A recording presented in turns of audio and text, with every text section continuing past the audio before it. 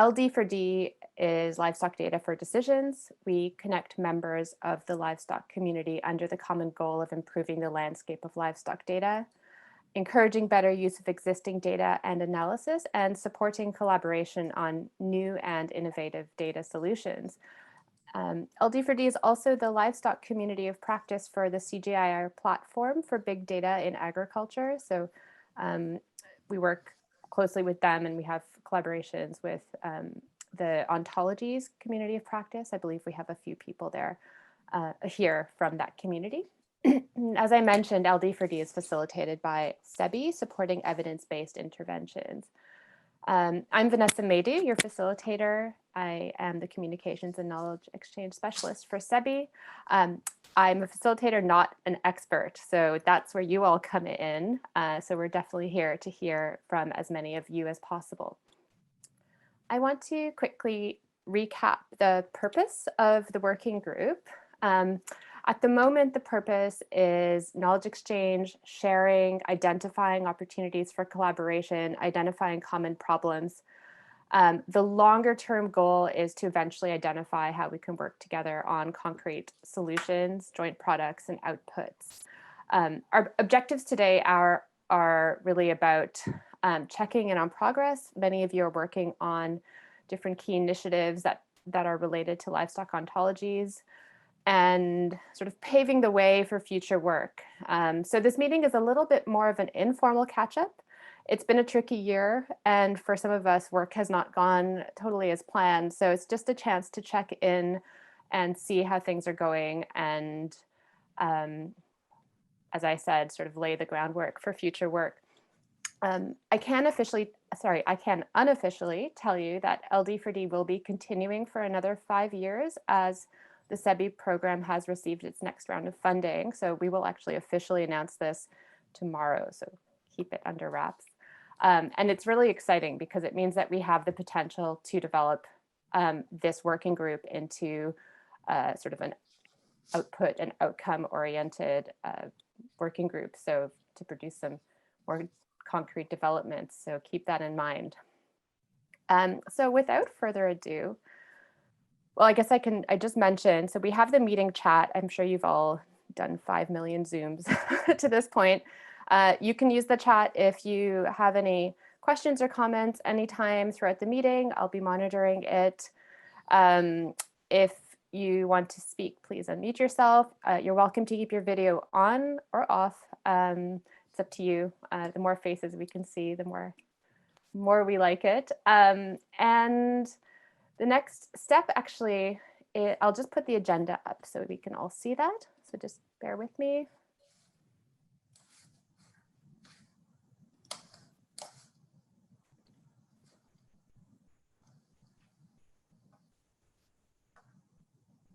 Okay.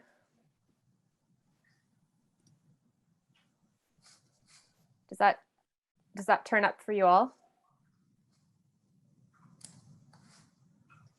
Yeah, it was good. Okay, thank you. Thanks, Gareth.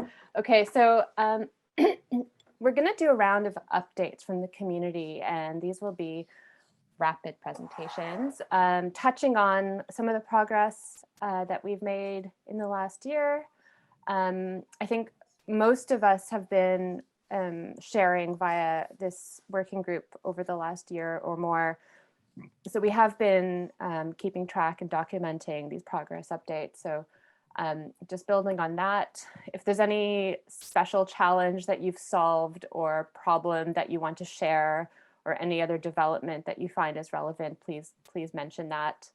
And of course, introduce yourself. So start by that. So we'll be giving everyone 5 minutes to do that, and I will keep time.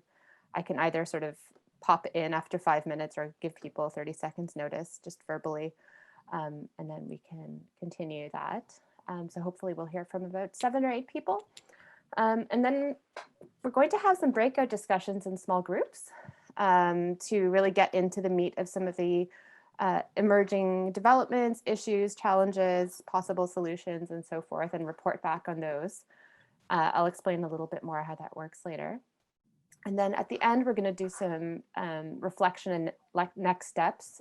We have people from the CGR Big Data Ontologies community who will share with us a little bit what is happening at that in that group and how that might connect with us. And then looking a little bit forward to 2021, how can we start to plan forward, especially now knowing that the program is going to go ahead. So we have an hour and a half. Hopefully we'll stick to time. Maybe we'll end early. Who knows? And if people have questions, please feel free. Again, you can either just mention your question now verbally or type it in the chat. And we will go ahead. So no questions. Okay, great. Thanks to everyone who said they were willing to present. I have a list here, and I'm going to just see if anyone volunteers to go first, and if not, I might volunteer someone. Yeah, I'm happy to go first if nobody else wants to. That's great, Alex. So just a reminder, so start by introducing yourself, and then I'll keep time, and sort of at 4.5 minutes, I'll pipe in very subtly. Okay. Thanks, Alex. Hi, I'm Alexander Robertson. I'm in the School of Informatics at Edinburgh and doing a PhD in data science. My research focuses on NLP, machine learning, and then sort of social media type stuff. I've been working with SEBI for a year now, actually, I think it is. So we put together an information extraction pipeline, but over the last couple of weeks, I've been working on a sort of pilot project looking at how we can automatically tag content on the LD4D website. And then this is a sort of a precursor to putting together something more vocabulary or like ontology based. So I'll just start by sharing my screen.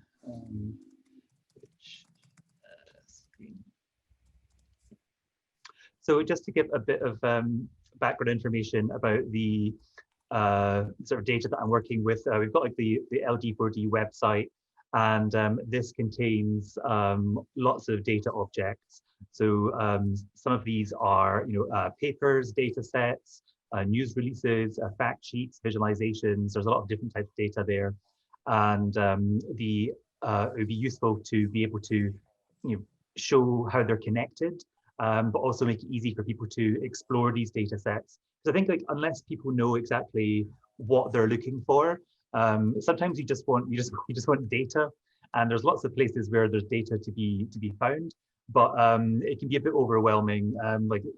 So having like a way to explore this data or to show related things to stuff that you are interested in that you've already found is be quite useful. So for this pilot, I just went here and I got all the data from the website. Got around, I think it's around like 100 or so like items at the moment, and then got as much text as I could. So some of these didn't have text available. Some of it's in HTML, some of it's in just text, others HTML. But the idea was that for each of these like items on the website, I was looking at 3 things. One is for each document, what are the sort of top 5 like descriptive key terms in those documents? So what are the not necessarily the most common words in a document, but given all of the documents that we have, which words in those documents are like crucial to those documents? Because we could potentially use that as a way of tagging them automatically. And then also, once you've got tags, you can then look for documents which have similar tags.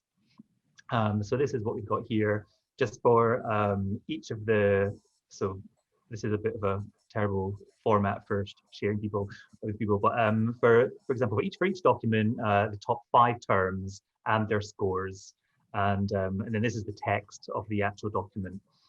One of the issues that we've been facing here is that sometimes the documents that we have are very, very small. So here for these fact checks, we have like very small summaries. Another thing that I could do in next steps would be to go and grab just get all the text, but that was going to take a bit longer. So I just wanted to get something up and running. And but then you have the opposite option sometimes where you get too much data, so you have to figure out. So for example, here there was some like massive report, and I just took the executive summary from that. But this tells you what sort of words are most relevant to these. This is very rough at the moment because there's not been much like pre-processing or tidying up and so on. So things like, so everything gets lowercase, for example. So organization names get kind of lost in the noise sometimes. But this is like one sort of first step here. My next step is to talk to people who know more about this in terms of the content and say, like, how good do you think these words are? Like, would you, use these as tags for this particular document? And the second question that we're looking at was, given some possible search terms, if someone is searching for things on the website, which documents are the most relevant? So, because at the moment, like if you search for something, it will return things which have exactly those words in it. But then you have problems with like synonyms and so on, and overloaded terms where you do want to find these additional these additional documents, even though they don't use the exact same language, but the meaning is the same. This is not so great because part of it was that I didn't know what people would search for because I'm not like, this is my area of like expertise. But this is, again, something that we're going to show. I'm going to show to an expert and say, like, how good do you think these are? Or how relevant do you think these results are? Actually, I'll share this link in the chat when I'm finished. I've got one more. 1 minute, Alex. Wait 1 minute. And then the final part was for each document, what are the 5 most semantically similar documents? So so based on the content, if you're looking at, say that you've found a document or a data set or something which is relevant to you, what's the quickest way to find like related things is to look at things which are similar. So this is for each of the item on the website. It looks at it and then finds the 5 most, or maybe it's the top 3 as the 5 most similar items. And again, the next step is to see what do experts think of this. There are some very good ones, but I won't. Yeah, I'll post the link so that people can have a look at this. And I think it should be open. So I think, how am I for time? I think that's it. Okay, cool. That was wonderfully rapid. Great. So yeah, Alexander will post the link in the chat. And I think it's okay if people, exactly like Marie-Angelique has posted a question. So if questions come up in the chat, I think that's the best way to convey them. I think what we will do is maybe I want to make sure everyone has a chance. So we'll just leave the questions in the chat for now, and then we'll come back to them. But let's keep a good record of those questions or thoughts or ideas as we go in the chat. So that's brilliant. Thanks so much, Alexander. So any volunteers to go second?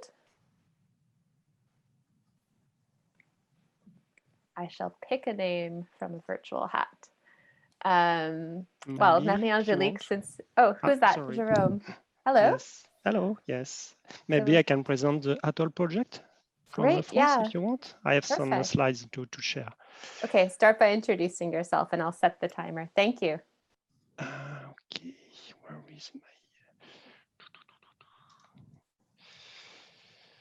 my? It's only I can't share slides on PowerPoint with PowerPoint.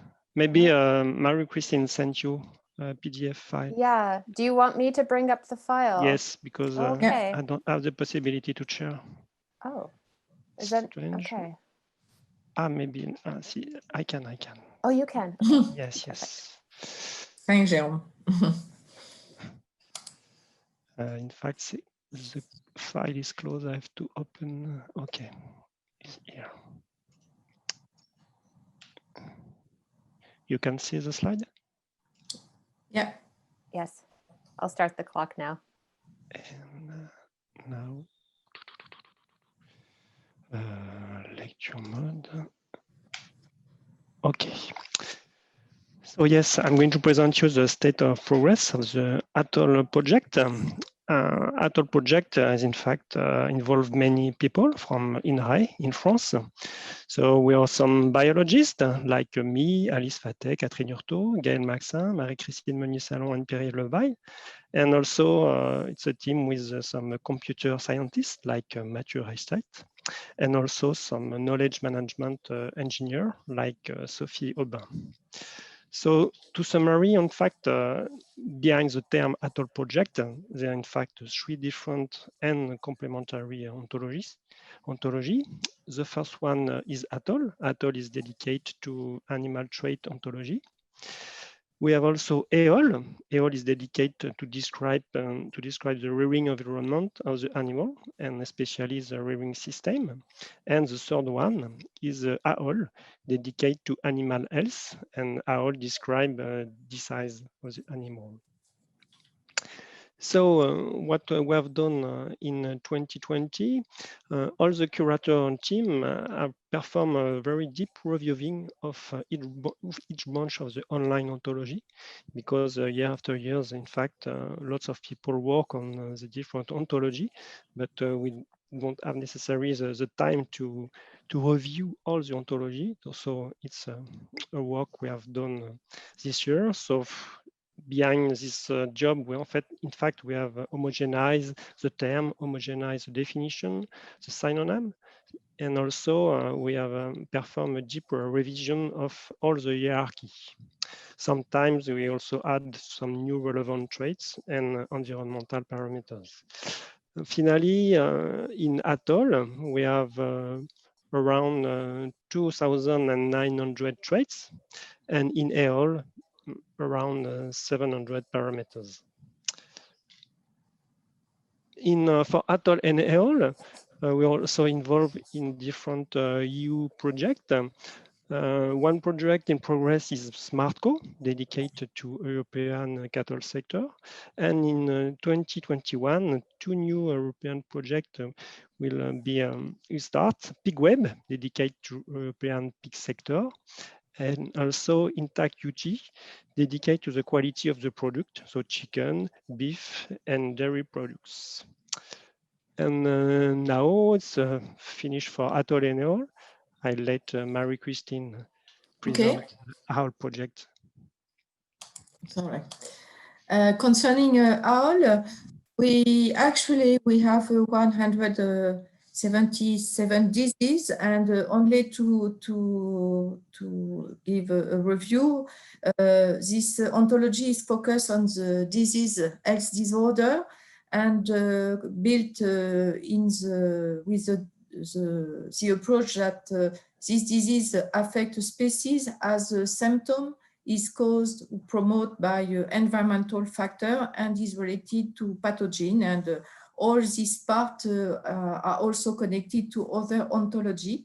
And the work going on in this year was to enrich the hierarchy with new branches and add a new disease. And we have worked especially on the branch genetic disease and non-communicable disease. Next slide. Okay.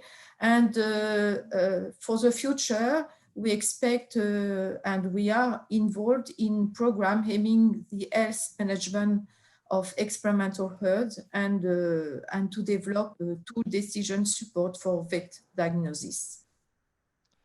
Diapositive. And now it's for Mathieu. Yes. Sure. So for 3 ontologies, we decided to use the same strategy. We developed a web-based application, which is divided into 2 individual parts. The first one is dedicated to biologists, so they work on the project. We can call it the admin part. Of course, it's secured, so the biologists need to connect to the app using their login, their LDAP login. Once connected, they can work on their part of the ontology by adding, editing, deleting traits. Of course, depending on the ontology they're working on, they can fill extra information. So, for example, they can fill information about species or synonyms on each trait. 30 seconds, sorry. Sorry? 30 seconds. 30 seconds. The second part is used to display the ontology. It's open access, so everybody can access it. Once you're on the ontology page, you can develop the tree and get all the information available for a special trait. It's possible if you want to add some filters to go through the ontology very easily. And you can export the ontology you want. So you can export atoll, eol, or howl in the way you want. You can export it in SQL. So you can use it as a relational database, or owl if you want to use it, for example, using Protege. We decided to use a SQL database because it's more, it's easier for us to maintain the ontology, to maintain all the work we do, and we can propose detailed versions of each one of our ontologies. So we decided to work like this, and we propose OWL export, so you can use it the way you want. Okay, thank you. Thank you so much, INRAE team. That was ambitious. 3 presentations in one. So thank you so much. Fantastic. Okay, so who is up next? Who would like to go next? Vanessa, would you like me to talk on the behalf of the fisheries working group? Yes, that would be fantastic. Do you want to have your video on? Yeah, I have, if you don't mind. I know that you said no need, but... Just to see who you are. Okay, so I am Elisabeth Arnaud. I work for the Alliance of Biodiversity CIAT in the CGIAR. I'm also leading the Ontologies for Agriculture Community of Practice of our big data platform. And this community is divided in different working groups. And because today, so we have been providing some feedback to Vanessa and the team for the livestock working group. But today I would like just to introduce the work done by Small Fisheries and Aquaculture Ontology Working Group, because my colleague Jacqueline Mulero from World Fish couldn't attend. She's in Malaysia, so it was a bit too late for her to be there. Elizabeth, can you make it full screen or presentation mode? It's just that my computer is a bit slow. Oh, perfect. Okay, it works now. Okay, so you have the photo of Jacqueline with whom we work. So she's leading the work for that group. So the working group, because the idea was also to share how do we establish a working group. It was established in 2018, and the World Fish is the lead center. And we decided to focus on 2 domains as a start. It was aquaculture and small-scale fisheries, because we are working for developing countries. And the aim of the working group is to have a way to make data interoperable among the various projects and database and repositories, address current and consistent use of the terms across data sets, highlights the gaps, terms missing in main semantic resources, and connect and collaborate on common interests. So the Small Fisheries and Aquaculture Ontology is a working group that has a website on SharePoint. So this is where we work as a team. Just to share, this is our communication tool, but mainly our collaboration tool for now. And we started this year really working on the concept extraction. So we had a memorandum of understanding between our 2 centers, and we could hire Tusnuva Shahan, who is online to this workshop. She's our master student, helping us for the concept extraction. She has the domain knowledge, and she's a student at the École of Purpen in Toulouse and is à Lille. So the first objective of the work was to make sure that in our open data repository Dataverse, all the World Fish data sets are properly tagged, or keywords are properly extracted, and they all have a URI to AgroVoc mainly, or to a relevant ontology. So currently the Dataverse is using AgroVoc as a source, because also we have a publication repository on this space, also tagging publication with AgroVoc. So the idea is also to bring a kind of linkage, like in one search, you could retrieve on a keyword data sets and publications. TUSNUVA has been working with Jacqueline on extracting manually the terms. In fact, the keywords on the left are keywords already present in Dataverse. They are already allocated to the data sets. So the idea was to find the exact match or a close match to AgroVoc and identify which keywords that are really useful for wild fish couldn't be found in AgroVoc. So the right list are the not found in AgroVoc terms. And we are exchanging actually with the FAOM's teams in charge of AgroVoc to decide what the best way of doing that. So it's not automatic at all for now. We also are looking at the thesaurus of the aquaculture and fisheries, small fisheries thesaurus, managed by the group called ASFA, and those terms are being slowly imported into AgroVoc. So we don't want to recreate terms they may have. So we also check if our keywords are there. And then when the terms are found, the URI will be added to the database where they are missing, of course. And AgroVoc will integrate our terminology. A second aspect of the work is to do some ontology mapping at the dataset level. So we are leaving the metadata level to go really into the Excel file. And then we extract the keywords, the variables, the terms really used by scientists to measure and describe their data, their quantitative data or qualitative data. And the work is for TUSNUVA to check if the concept already exists in AgroVoc, and if not, use the ontology lookup service to identify if any ontology is holding the similar concept. And Elizabeth, 30 seconds.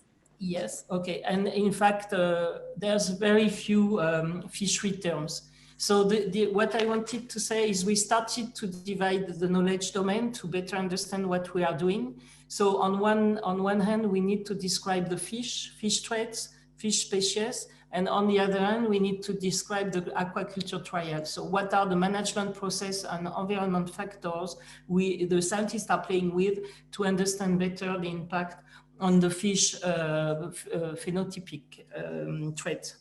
And then I posted just the ontology where terms can be found or can be submitted, like the agronomy ontology, environmental ontology, and NCBI taxonomy. We also extract socioeconomic parameters that can be fed also into our socioeconomic ontology called Semantic. And we are also extracting from survey data concept about small fisheries and the catch. And then also it brings us back to the socioeconomic ontology and to the agro-ontology. So next for us is to engage with other institutions working on animal research. So perhaps that could be a connection with your working group, and also engage with more collaborators who have interest into that domain, and also expand our interaction with the environmental ontology and SDG interface ontology. Thank you. Thanks so much, Elizabeth. That's very fascinating. I've just actually put my own question to you in the chat, so it's something we can come back to later. Great. Okay, wonderful. So let's see who would like to go next. I think there's a couple more in the pipeline. David, I see your face has popped up. I can. So this is Dave Broadbelt here. I'll just share screen. I've got 4 slides, so. So let's pass on 1 second.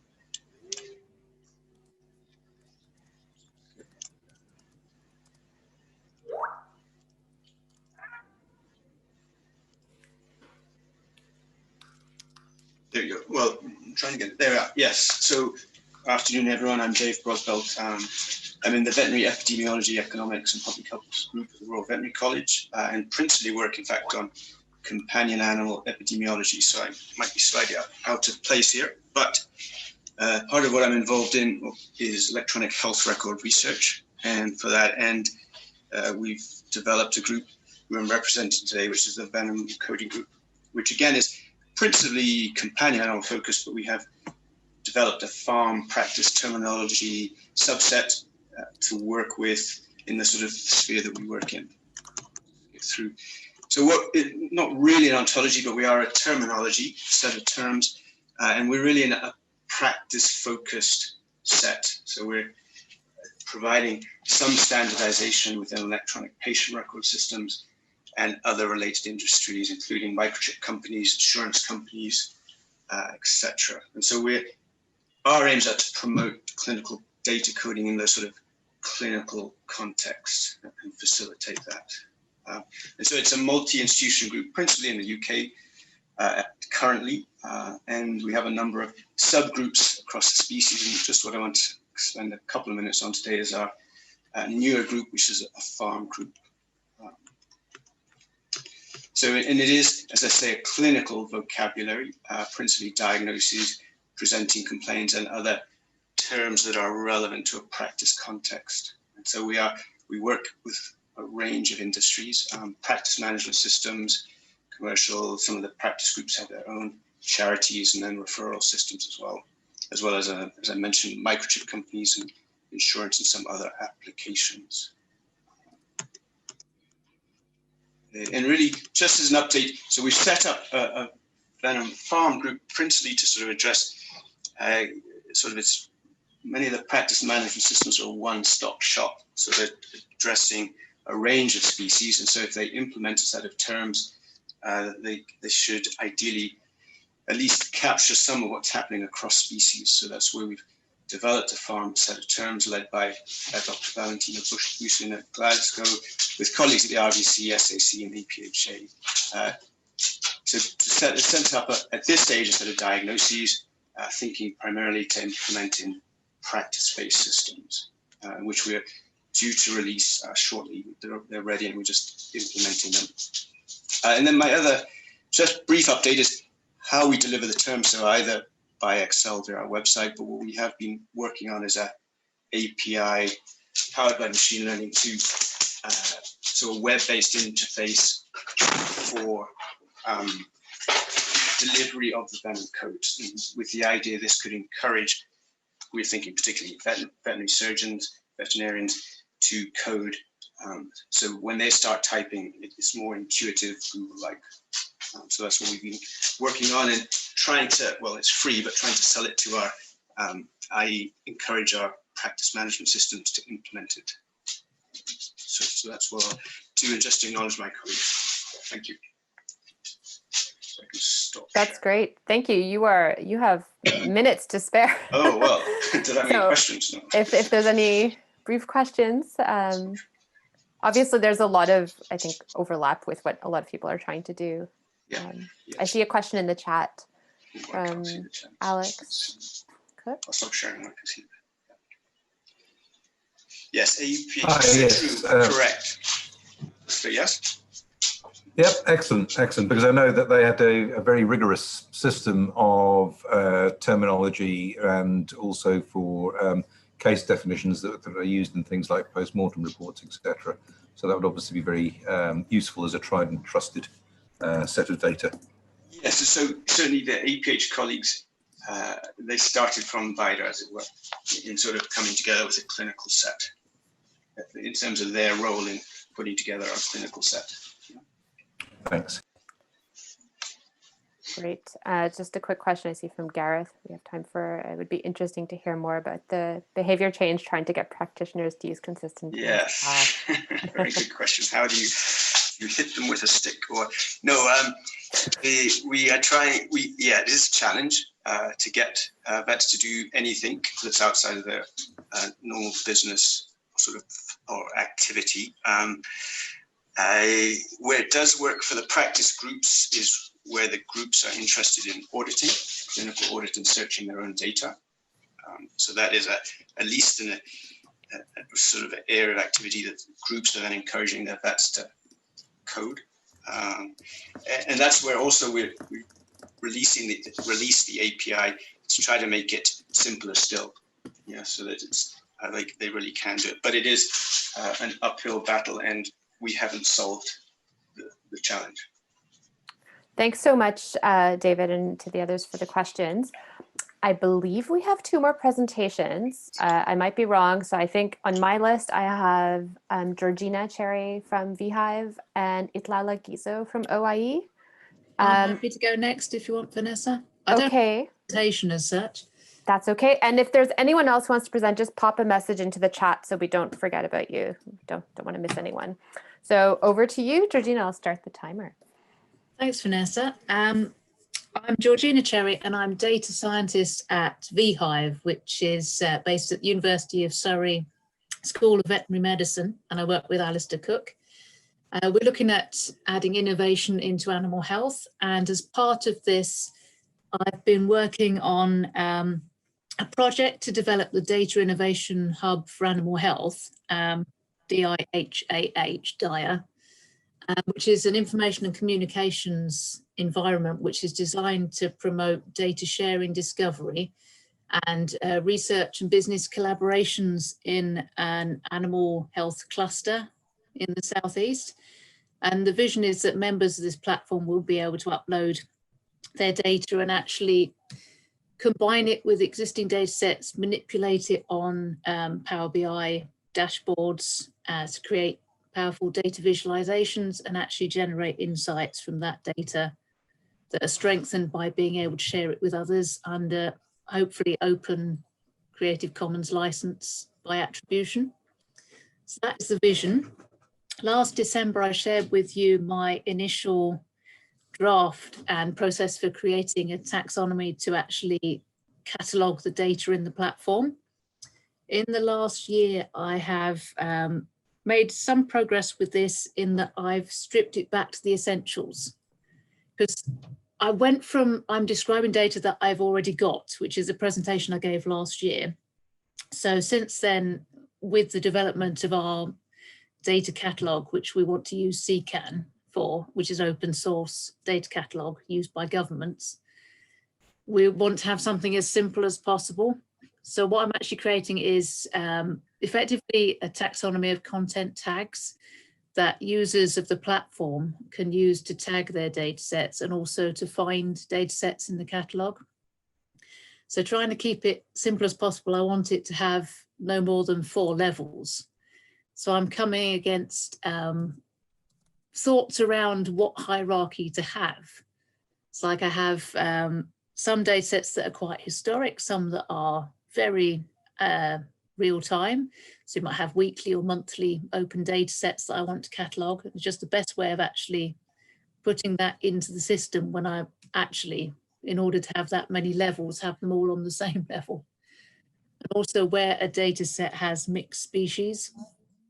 So I've been thinking around those and also just trying to avoid having too much detail, which can be quite difficult when you're looking at certain data sets to the extent that you do when you're creating a visualization dashboard for it.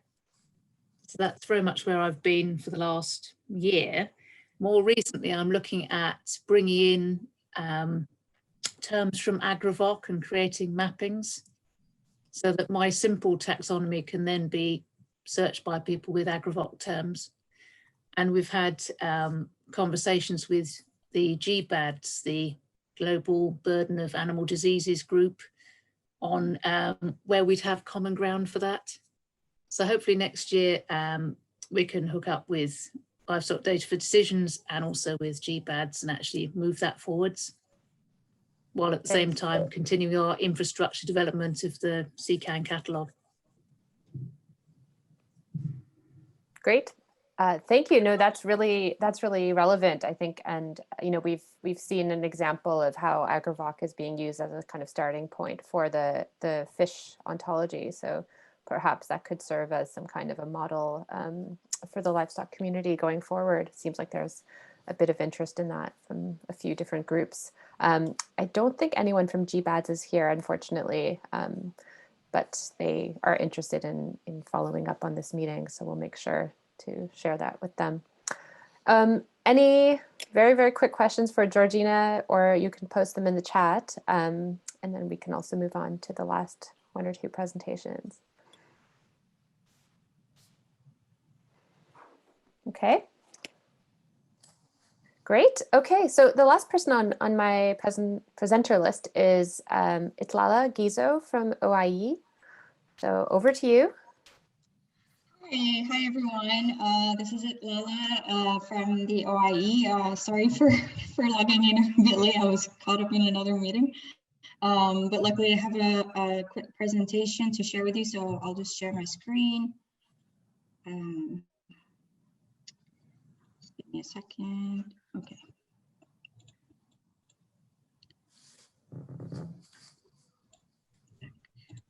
Okay, can you all see my screen? Yeah, okay, perfect. Yep. Just go on slide mode. Yeah. All right, yeah, so I'm very happy to be with you here today in this very interesting meeting, and was glad to hear all the different initiatives working on ontologies, and I think it's a great opportunity to present further the codification project that we're working on at the OIE. But before we go into that, perhaps for some of you who may not be familiar with our information system, which is the WAHIS, the World Animal Health Information System, in which we receive animal health information from member states frequently and regularly, and currently we're developing the WAHIS into OIE WAHIS, so it still serves the same objective of receiving information from member states and making it available for the public to access freely. However, we're improving WAHIS, and one of the main improvements we have is, the better data extraction and analysis, and also interoperability with other health information systems.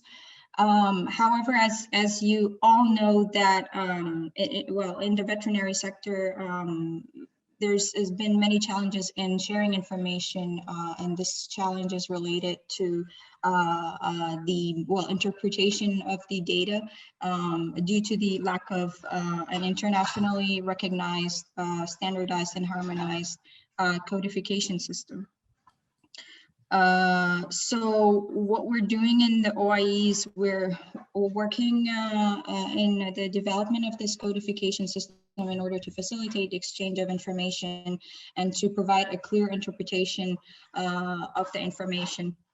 And it started quite a while back, well, the end of 2018, but last year we've had a think tank meeting, and I see a couple of colleagues who have participated in the think tank from INRA, and Professor Crawford, Professor Dave from the Venom coding, and others. So we've gathered multiple experts in the objective of analyzing and discussing what resources are available and how the OIE can use what is available in order to not reinvent the wheel in terms of codification, and also to ensure that our codification system will answer the needs of veterinarians worldwide. And this is the same from Alan in 2017, who says that veterinary electronic health records have no financial support or governmental mandates, so quality and use is all over the spectrum. So basically, what we're trying to do with this codification system is to facilitate data sharing. And the scope of the project is 3 years, well, maybe plus 1 more year due to the different challenges that we're facing.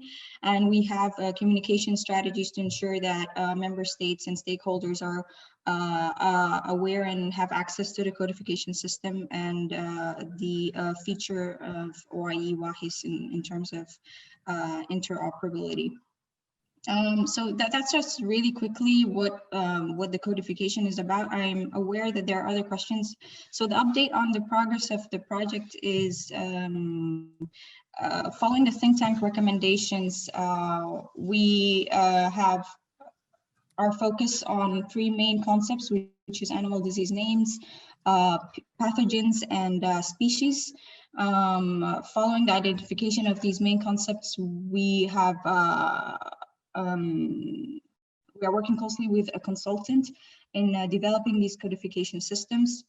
And throughout this work, we've identified other challenges that perhaps we can discuss. I'm just aware of the time, we can discuss later, but identifying, for example, challenges related to the alteration of animal disease names within the OIE codes and manuals throughout the years, and how to tackle this challenge. And ensuring that the codes that we will develop are flexible enough to accommodate any changes.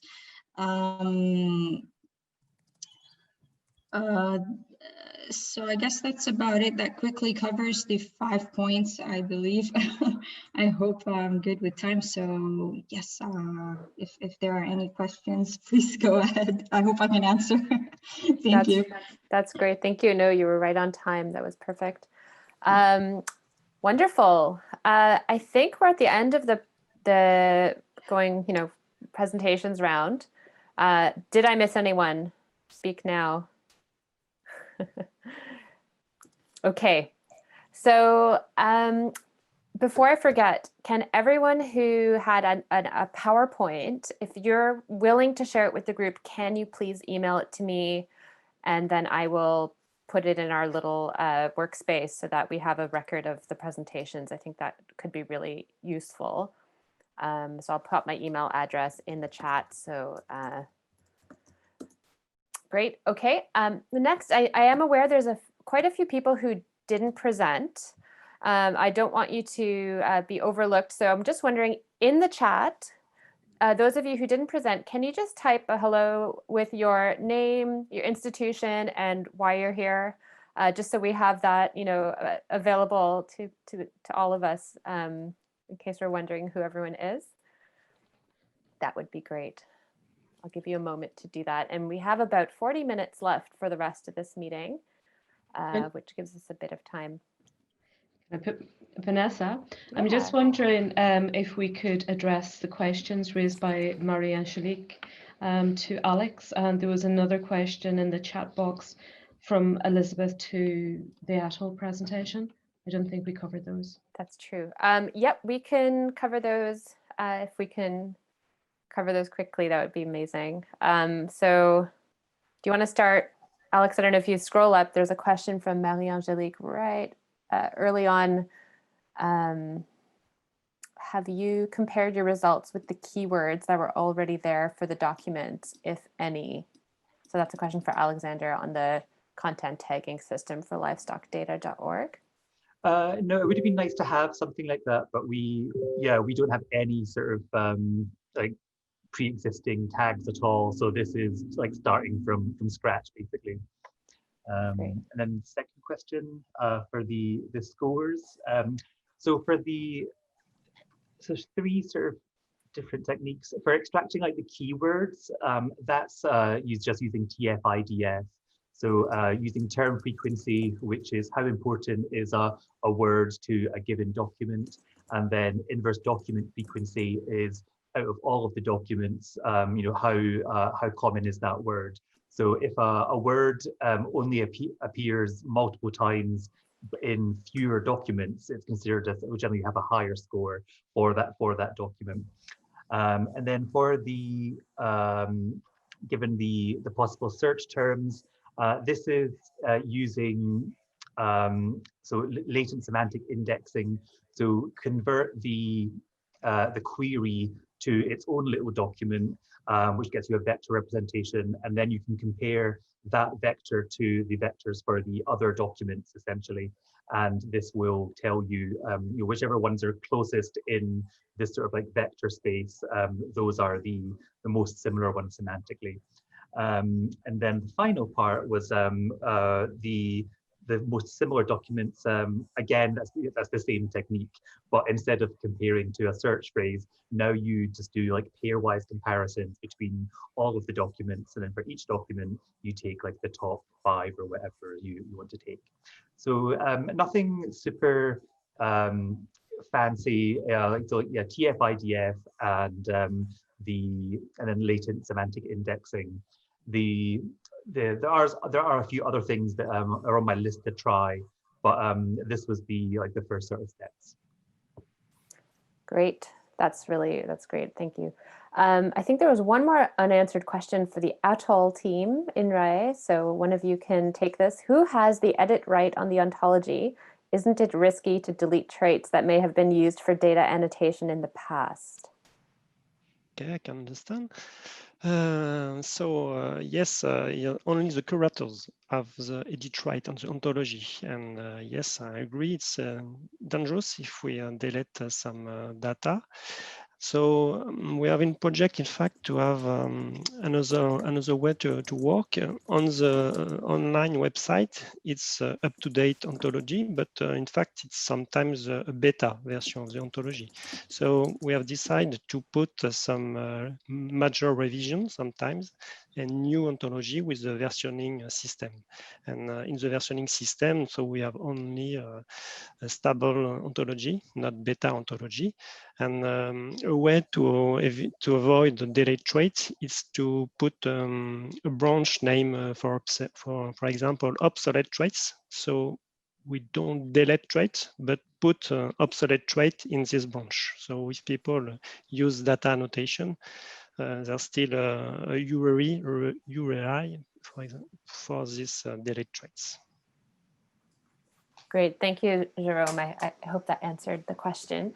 All right, so we have about 34 minutes left, and we're going to move into the rest of the meeting. We're going to do some breakout discussions. So the goal of this discussion is to sort of try to identify more synergies and maybe how people can help each other who's working on different or similar problems and similar solutions.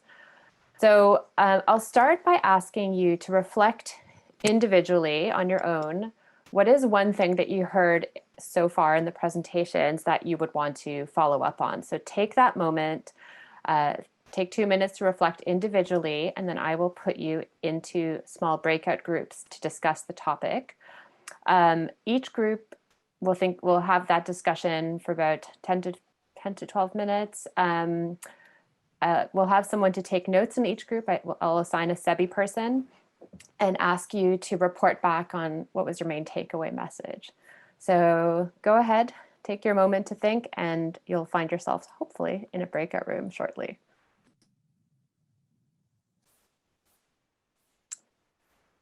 So I'm looking at the time and we are slowly running short. So I'm going to actually ask the people who were the note takers for each breakout group to actually put their thoughts into the chat to everyone.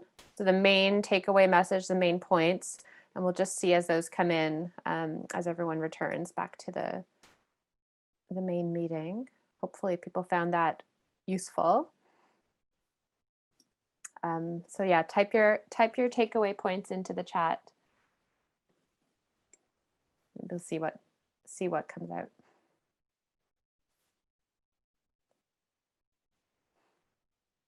So as everyone returns, can the note takers from each breakout groups type the main takeaway message or the follow-ups that they discussed into the chat, and we'll see what comes up.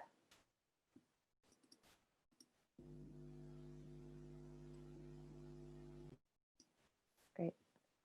I see 2 groups reporting back.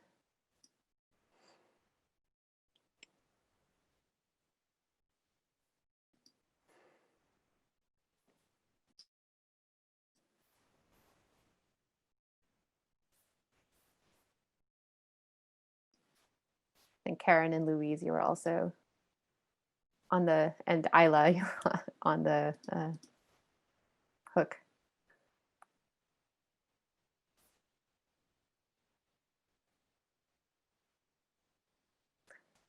So as the others just gather their thoughts. So I think there's one clear message about trying to see where others are using machine learning. It seems to be a common theme that's emerging. So that's really interesting. The next group mentions the need for a common business or use case to bring us all into alignment and demonstrate the practical use of standardization and also the links between ontologies. That's really great. And then there's a point, a challenge around uptake, around behavior, using the use of the ontologies by scientists to annotate the data, because what good is it if nobody's using it?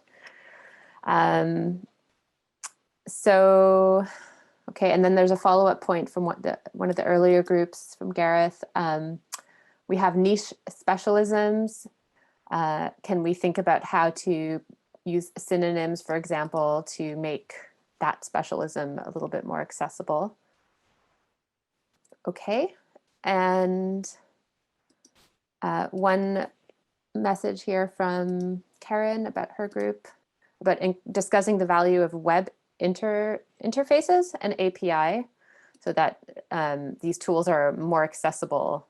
I think we have quite a few useful themes there. Finally, Itlala mentions the need for ontology mapping at a data set level and the challenges linked to having clear definitions of the concept. So I think that touches a little bit on what Gareth's group reported. Agravoc has come up a few times today. And the fact that Georgina mentions they're quite general. So they're useful for descriptions, but they're definitely not specialized enough for many purposes. So that's really important. So all of these points that came up, I think, are potential starting points for possible investigations on solutions. What can we do next? What would be valuable as a community? I see a couple more points. So Isla shared from her group the domain. What domain are we in, and what do we have in common, and how do we find groups that are keen to work on specific topics together? So diseases. Right. And then a final point from Karen about Marie-Christine's comment on the need for multiple ontologies feeding into the same concept. So that's something we could expand upon. That's really great. So I hope people found that useful. I know it was very short, but it was a chance to sort of pull our heads together, because I think what we've done here is actually maybe generate 5 or 6, so to speak, problems, and maybe hinting at the ways forward, or how these could translate into some solutions. I think before I want to hear from members of the group if there's anything that I missed, or if there's any kind of anything that jumps to mind in terms of especially the purpose of our working group here, because that's what we want to dedicate now. The last kind of, we don't have so much time left, at 12 to 15 minutes for today, is trying to figure out how can we build on this for next year. So I've invited Marie-Angélique Laporte from the CGR Big Data Ontologies COP to share a little bit of a reflection on what she thinks might be some ways to work forward, how this working group might be more than the sum of our parts. So can I ask Marie-Angélique to speak? So I don't have slides really, because I thought it would be no slides. Sort of a discussion. And also I want to mention that Elizabeth Arnaud, that is here, also is like the chair of the ontology community of practice of the big data platform, and also the chair of the ontology working group. And so she also probably things to say to this discussion.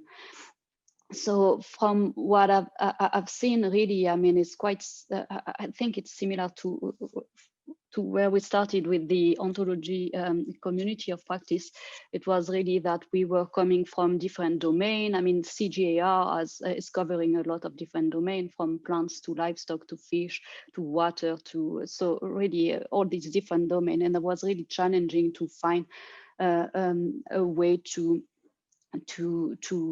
build like all the standards that were needed to try to exchange data between these different domains, and how to get weather data from my field, or how to find water quality data for my fish experiment, or things like that. So there's really a need to have the data sets and the data flowing from one specific domain to another. And I think that's very similar to what we have here.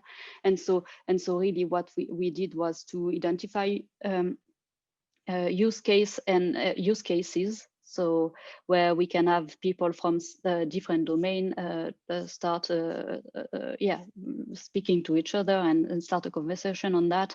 And also I think it was key to have these small working groups where people are actually doing things. Like, it's good to learn about the what is happening in the domain. It's good to learn to have like all these good practices and the wider community, what's happening in the ontology world, and from a technical point of view also, or even machine learning, semantic graph. I mean, if you are not aware, we have a YouTube channel that you can check out, where we have all the different webinars that are very interesting on the subject. But really, I mean, I think we really made progress when we started having these small working groups.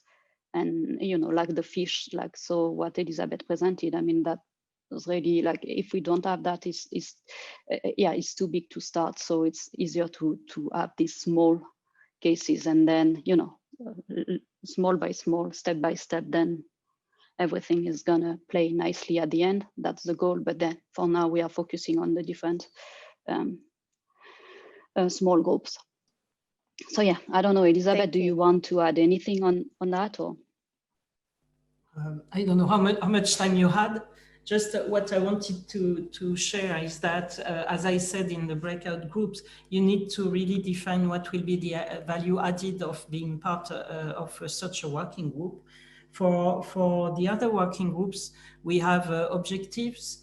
We develop annual planning with the members. So we discuss what are the priorities, mainly at the big data convention, but after we follow up with each working group, and each working group is in charge of saying, okay, we start this way, we define that domain, and what are the next steps. So it's really a collaborative work to try to develop a semantic resource that will be publicly available. So I think to have a momentum going, you need an active chair. We are lucky enough to have chair people who are really convinced about the work, and they are moving things forward. And of course, active members who can bring really their stone to the discussion. And that's what and of course, the Ontology Community of Practice is acting in the framework of the Guardian, which is the big data platform of CGIAR for agriculture. And it's a multidisciplinary platform. And as soon as those data came side by side in the platform, it became obvious that we were missing thematic working groups to help with the data annotation. So we are also driven by the needs of having those data publicly available and fair, mainly interoperable and reusable. So we help that objective as well. So yeah, and I was saying that your group seems to have very diverse interest and research focus. So the best is to find one or two topics to start with, which are in common to all the groups, and make sure your vocabularies or ontologies can be made publicly available. That's really helpful. Thank you. Yeah, I completely agree. I think up to today, this working group has been much more about knowledge sharing and building network and community. And I think it's sort of set the foundation. And what we need to do moving forward is exactly that: define one or two projects and sort of figure out sort of who's in the lead and how do we move forward and what are the steps ahead. And I believe that that's how we're going to start working In phase 2 of LD4D, the working groups, and Karen can speak to this, is we're looking to do things in a much more structured way, with sort of dedicated leaders, potentially some dedicated budget, and try to make it sort of outcome and impact oriented. Do you want me to say something there? If you have anything to add, yeah. Yeah, no, that's pretty much it. I think we're trying to get a bit more structured going forward. So I think it would be good for us to review the points that came out of this meeting and see if there's some strong angles for this group. And perhaps collectively we need to think about maybe even the structure and the lead. And Sebi is always willing, and LD as the Secretariat to LD4D, we're always willing to support working groups. But as Elizabeth said, there may be somebody who has a strong desire to act, our chairwoman, to really drive some of these messages forward. But so everything's open for discussion. Yeah, and I wonder if maybe a sort of a good next step would be to kind of pull out all the key points that came out of today's meeting in terms of common challenges or common things that people are working on, and develop a bit of a survey that we circulate among the members and sort of see if there's convergence around a couple of these topics for potential work together as a next step. Would that be useful? Yeah. Oh, I see a thumbs up. Yeah, you can also use the emojis, and then Alex can analyze them for us. Okay. So that, I mean, I propose that as one next step. I think we'll try to convene a more formal working group meeting early next year, where we would set out our vision, our pathway, our outputs and impacts, and sort of build on the results of all of the discussions that we've had to date. I guess one question for all of you is, do we want to have more general, as we have been, knowledge sharing meetings like this, say once or twice a year? Is that something that's useful in general, or do we want to tie future meetings to the real kind of, solutions development type of work? You can type in the chat what you think would be the best way of using people's time, because I'm aware that, everyone's time is very precious.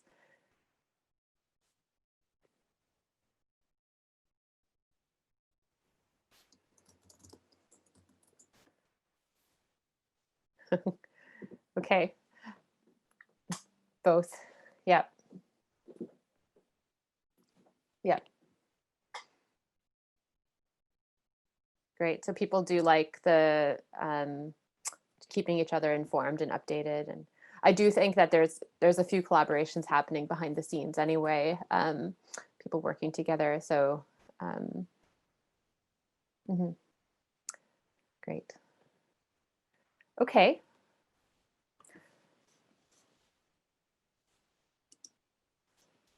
So we have 2 or 3 more minutes. If there's any final thoughts, strong feelings, you can type them, or you can just pipe up and speak about what, how can we capitalize on. I think there's a lot of goodwill here. I really feel that when I send the meeting invites and I send requests, there's very, very quick responses, and people do seem very enthusiastic. So I think it's very exciting that there's such a good community vibe that we can build on.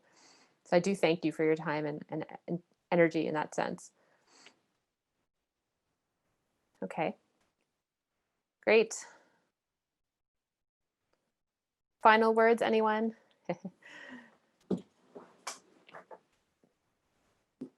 Okay.